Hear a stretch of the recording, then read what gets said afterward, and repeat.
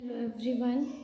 आज हम एक न्यू सीरीज़ स्टार्ट करने वाले हैं जिसमें हम केमिस्ट्री के हर एक चैप्टर वाइज एमसीक्यू सॉल्व करेंगे जो हमारे आगे किसी भी कॉम्पिटिटिव एग्ज़ाम्स में अपीयर हो सकते हैं। ठीक है। पहला चैप्टर हम स्टार्ट करने वाले हैं मोल कंसेप्ट से। मोल कंसेप्ट के देखो बच्चों, यहाँ पे ना हम ओनली एमसीक्यूज़ करने वाले हैं, और अगर कोई चाहता है कि मैं इस चैप्टर की डिटेल वीडियो भी बनाऊं तो मुझे प्लीज़ कमेंट में ज़रूर बताएं। अभी हम सिर्फ एमसीक्यूज़ टैकल करेंगे इन वीडियोस में।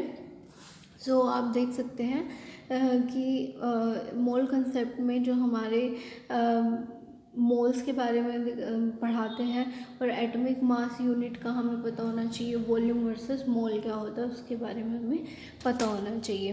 फर्स्ट क्वेश्चन देखते हैं।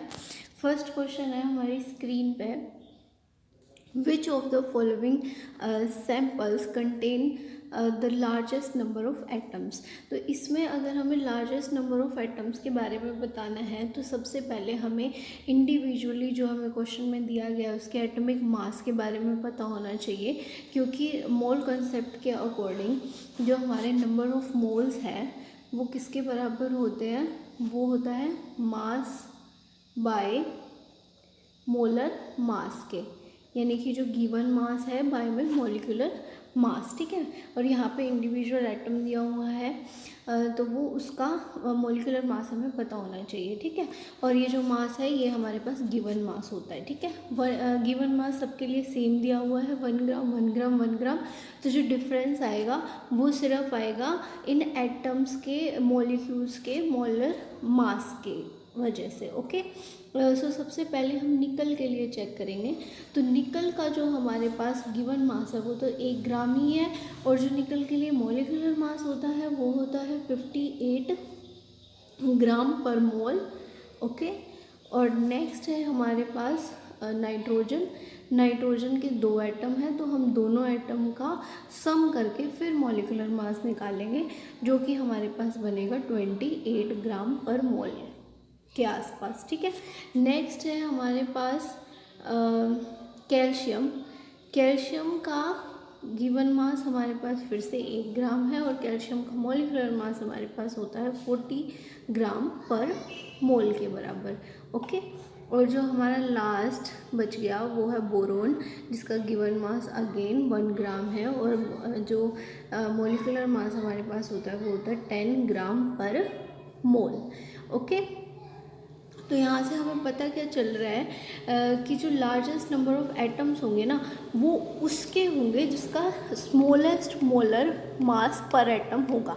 ठीक है। तो यहाँ पे स्मॉलेस्ट मोलर मास पर एटम किसका पता चल रहा है, हमें बोरोन का पता चल रहा है। Okay. Therefore 1 gram sample boron का वो सबसे ज़्यादा नंबर ऑफ एटम्स कंटेन करता होगा। ओके। ये क्वेश्चन समझ में आ गया सबको। तो हम चलते हैं नेक्स्ट क्वेश्चन के ऊपर।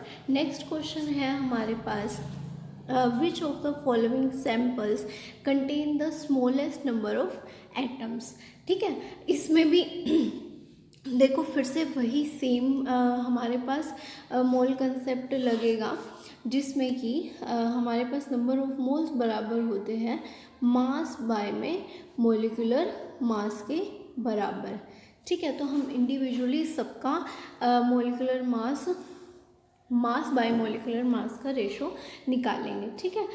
यहाँ पे हमारे पास जो गिवन मास है वो 1 ग्राम दिया हुआ है सबके लिए बराबर। तो हम सबसे पहले CO2 का निकालेंगे मॉलिक्यूलर मास।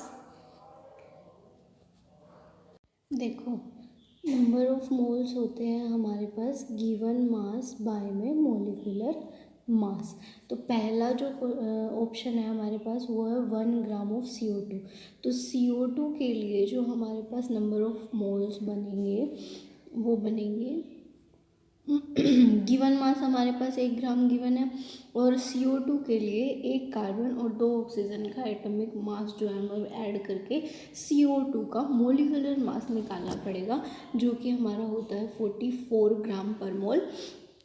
और यहाँ पे देखो एटम्स कितने हैं, 2 ऑक्सीजन के एटम है, 1 कार्बन का एटम है, ठीक है।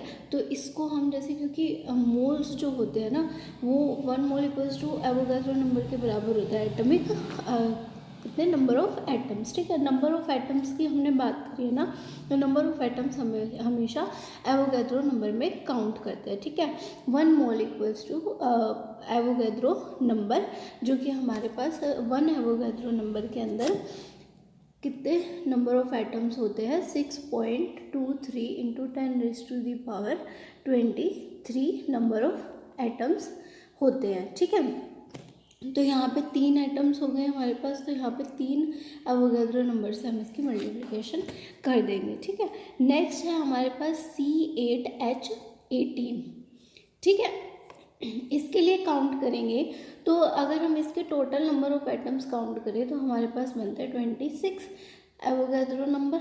बाय में मोलिकुलर मास इसका कितना बनता है अगर टोटल करोगे तो 114, ठीक है। ये इसके एटम्स आ गए, ये इसके एटम्स आ गए थे। अब नेक्स्ट है हमारे पास C2H6। C2H6 के लिए हम देखेंगे कि नंबर ऑफ एटम्स बन रहे हैं 8 एवोगैड्रो नंबर बाय में, इनका मॉलिक्यूलर मास टोटल होता है 30 के बराबर, ठीक है। और लास्ट हमारे पास गिवन है लिथियम फ्लोराइड। लिथियम फ्लोराइड के लिए अगर हम देखेंगे तो इसके पास 2 ही एटम है, तो 2 एवोगैड्रो नंबर आ गए, बाय में इनका एटम मॉलिक्यूलर मास बनता है 26। तो ये इसके नंबर ऑफ एटम्स है और ये इसके नंबर ऑफ एटम्स है। तो हम देख सकते हैं कि हमारे पास जो स्मॉलेस्ट नंबर ऑफ एटम्स आए हैं वो हमारे आए हैं बाय कैलकुलेशन CO2 के लिए। तो हमारा जो ऑप्शन नंबर 1 है वो करेक्ट हो जाएगा यहाँ पे, ओके। सो नेक्स्ट क्वेश्चन पे हम चलते हैं। नेक्स्ट क्वेश्चन है हमारे पास, a sample of ammonium phosphate contain 3.18 mole of hydrogen atom. The number of moles of oxygen atoms in the sample is, तो हमें नंबर ऑफ मोल्स बताने हैं ऑक्सीजन एटम के इस अमोनियम फॉस्फेट मॉलिक्यूल के अंदर, ओके। तो ये क्वेश्चन हम कैसे अप्रोच करेंगे, इस क्वेश्चन के लिए हमें रेशो पता होना चाहिए नंबर ऑफ हाइड्रोजन एटम्स और ऑक्सीजन एटम्स के बीच में। ऐसा हम क्यों करेंगे, क्योंकि जो हमारे पास मोल्स दिए हैं वो हाइड्रोजन एटम के लिए ही गिवन है अमोनियम फॉस्फेट के अंदर। तो पहले हम हाइड्रोजन एटम्स काउंट करेंगे इसके अंदर कितने हैं। यू कैन सी यहाँ से कि 4 × 3, यहाँ पे हमारे पास 12 एटम्स ऑफ हाइड्रोजन है, ठीक है। और हमें ऑक्सीजन के लिए नंबर ऑफ मोल्स निकालने हैं, तो हमें हाइड्रोजन के गिवन है, तो इसी के पर्सपेक्टिव में हम इसका रेशो निकालेंगे यहाँ पे कि ऑक्सीजन हमारे पास कितने गिवन है 4, और अगर हम इसका स्मॉलेस्ट रेशो निकालें तो यहाँ पे हमारे पास हाइड्रोजन और ऑक्सीजन जो है वो 3:1 में गिवन है, ठीक है। तो अगर ऑक्सीजन को रिलेट करेंगे कि हमारे पास 3.1 मोल ऑफ हाइड्रोजन गिवन है, तो ऑक्सीजन जो होंगे उसके किस में होगा, 3rd रेशो में गिवन होगा। तो इसी को ही हम क्या कर देंगे, 3 से डिवाइड कर देंगे, तो हमारे पास नंबर ऑफ मोल्स निकल आएंगे ऑक्सीजन के। बहुत ही ज़्यादा सिंपल था। तो इसको जब डिवाइड करके देखोगे लास्ट में, तो ऑक्सीजन के लिए हमारे पास नंबर ऑफ मोल्स आएंगे वो लगभग आएंगे 1.06 के बराबर, ठीक है। तो जो आंसर होगा हमारे पास वो होगा option number C. Got it. चलो moving to the next question. Our question says is that a sample of copper sulfate pentahydrate contain 3.782 gram of copper. How many grams of oxygen are in this sample? ठीक है, हमें क्या दिया हुआ है कि अगर हमारे कॉपर सल्फेट पेंटाहाइड्रेट के अंदर 3.782 ग्राम कॉपर है, तो हमारे पास ऑक्सीजन की मात्रा कितनी होगी। ठीक है, यहाँ पे गिवन जो मास है वो कैलकुलेट करना है हमने। तो इसके लिए अप्रोच देखो हम क्या लगाएंगे।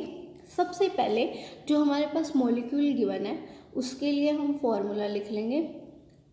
कॉपर सल्फेट स्पेशली गिवन है पेंटाहाइड्रेट। आप लोगों ने लैब में देखा होगा, जो ये कॉपर सल्फेट पेंटाहाइड्रेट होता है ये बहुत ही डीप ब्लू कलर का बड़ा ही सुंदर कंपाउंड होता है, सॉलिड कंपाउंड होता है। और इसका मॉलिक्यूलर मास हमारे पास जो गिवन होता है वो होता है 249 ग्राम। ओके, और कॉपर का ऑक्सीजन के साथ रेशो निकालेंगे अगेन। और यहाँ पे हम देख सकते हैं कि जो ऑक्सीजन की मात्रा है वो कितनी है। कॉपर तो हमारे पास यहाँ पे एक ही गिवन है, ठीक है। और ऑक्सीजन काउंट करेंगे टोटल कितने हैं। यहाँ पे 4 ऑक्सीजन है हमारे पास और यहाँ पे 5 ऑक्सीजन है। तो 4 और 5 टोटल हमारे पास 9 ऑक्सीजन है। तो कॉपर की मात्रा अगर 1 है तो ऑक्सीजन हमारे पास 9 गुना है, ठीक है। तो कॉपर का अमाउंट जो गिवन अमाउंट है वो है 3.782 ग्राम। ओके, और इसको अगर इसके मॉलिक्यूलर मास से डिवाइड करेंगे तो हमारे पास नंबर ऑफ मोल्स आ जाएंगे। और कॉपर का जो मॉलिक्यूलर मास होता है वो होता है 63 के आसपास। तो जो हमारे पास आंसर आया है वो है 0.06 मोल के बराबर, ठीक है। तो ऐसे ही अगर हम ऑक्सीजन के लिए निकालना चाहेंगे 1:9 के अकॉर्डिंग, कि अगर कॉपर के नंबर ऑफ मोल्स 1 है तो ऑक्सीजन के 9 गुना है। तो इसलिए कॉपर के नंबर ऑफ मोल्स हमने निकाल लिए और इसको हम 9 गुना कर देंगे तो वो हमारे पास आता है 0.54 मोल। तो ऑक्सीजन का मॉलिक्यूलर मास हमें पहले से ही पता है और नंबर ऑफ मोल का फॉर्मूला होता है गिवन मास बाय में मॉलिक्यूलर मास, ठीक है। हमारे पास नंबर ऑफ मोल गिवन है, मॉलिक्यूलर मास गिवन है, तो हम गिवन मास हमारे पास कैलकुलेट कर लेंगे, ठीक है। Given mass number of moles multiply molecular mass से निकल जाएगा। तो जो हमारे पास आंसर आएगा लास्ट में वो आएगा 8.576 ग्राम।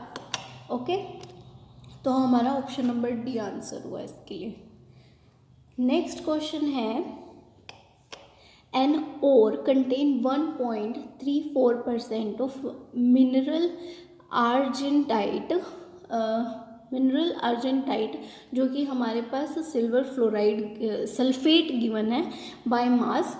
How many grams of this ore would have to be processed in order to obtain 1 gram of pure solid silver.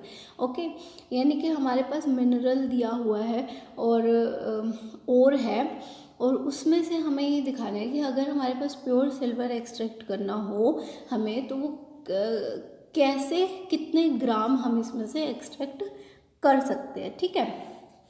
तो इस क्वेश्चन को हम अप्रोच करेंगे कि जो मान के चलते हैं हम कि 1 ग्राम जो सिल्वर है वो हमारे पास 1/108 मोल के बराबर आ जाएगा, है ना, क्योंकि 1 ग्राम हम मान के चल रहे हैं सिल्वर का मास और 108 इसका मॉलिक्यूलर मास होता है। तो ये आ गए हमारे नंबर ऑफ मोल सिल्वर के लिए, इतना मान के चलेंगे पहले। और उसके बाद अगर हम यही नंबर ऑफ मोल्स इस सिल्वर सल्फाइड के लिए देखना चाहेंगे तो हमारे पास आएगा 1/216 मोल। अगेन ये भी हमारा किसके लिए है, 1 ग्राम के लिए, समझ गए। तो यहाँ पे सिंस 1 मोल ऑफ जो हमारा मिनरल आर्जेंटाइट है उसके पास 2 मोल ऑफ सिल्वर है, तो आगे का अप्रोच हम देखेंगे 1/216 को अगर हम 248 से मल्टीप्लाई कर देते हैं ऑफ Ag2S ऑफ 100% प्योर, ये 100% प्योर के लिए आता है हमारे पास, समझ गए। उसके बाद अब हम इसकी प्योरिटी निकालेंगे 248 1.216, जैसे इसने गिवन दिया हुआ है कि 1.34% के लिए हमारे पास कितना प्योर सिल्वर हम एक्सट्रैक्ट कर सकते हैं। तो उसके लिए ये फॉर्मूला लगेगा 248/216 इंटू 100 बाय में जितना गिवन है 1.34 ग्राम। अगर इतनी प्योरिटी गिवन है तो इतने के लिए हम निकालेंगे, और जब इस सारे को हम कैलकुलेट करेंगे तो हमारे पास आंसर आएगा डायरेक्ट 85.7 ग्राम। तो यहाँ पे ऑप्शन नंबर बी जो है वो हमारा करेक्ट आंसर